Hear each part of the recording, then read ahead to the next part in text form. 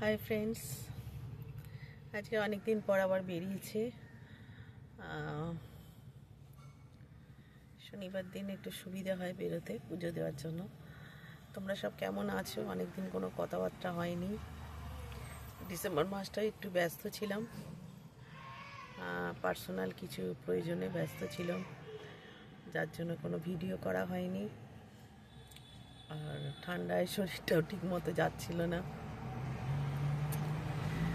কেমন আছে সব তোমরা? আজকে একটু বেরিয়েছি অনেকদিন পরে, পুজোটা দিয়ে ভাবছি কোথাও যাওয়া যায় কিনা। জানি না কোথায় যাব, সেভাবে কোনো প্রস্তুতি নিইনি, কিন্তু একটু মনে হলো বেরোলাম। আর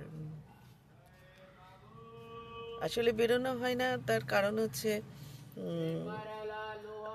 সেটা আগের বছর থেকেই হয়েছে, মেয়ের বাইরে যাওয়ার জন্য।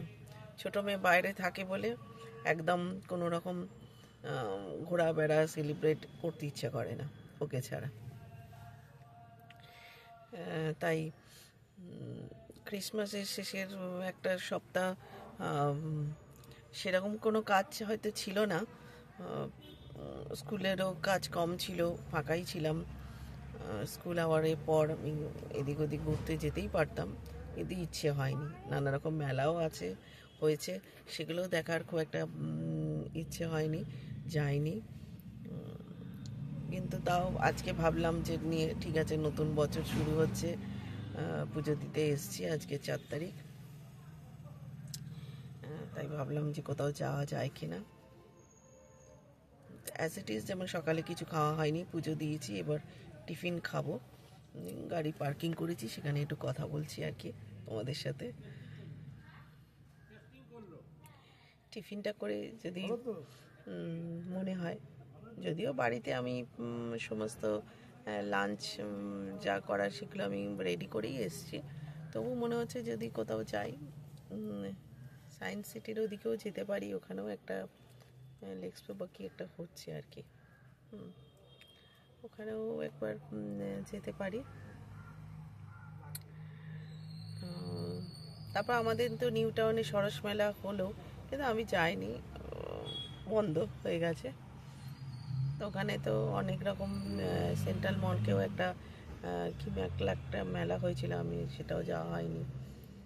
তারপর ওখানে তো তোমার সোনাঝুরির হাটও আছে, সেটাও যাওয়া হয়নি। জানি না, দেখি সায়েন্স সিটিতে কোনো ওই মেলাটাই যেতে পারি কিনা, আর না হলে একটু হয়তো টিফিন করে হয়তো বাড়ি চলে যাবো।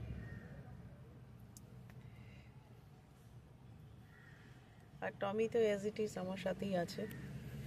কি যে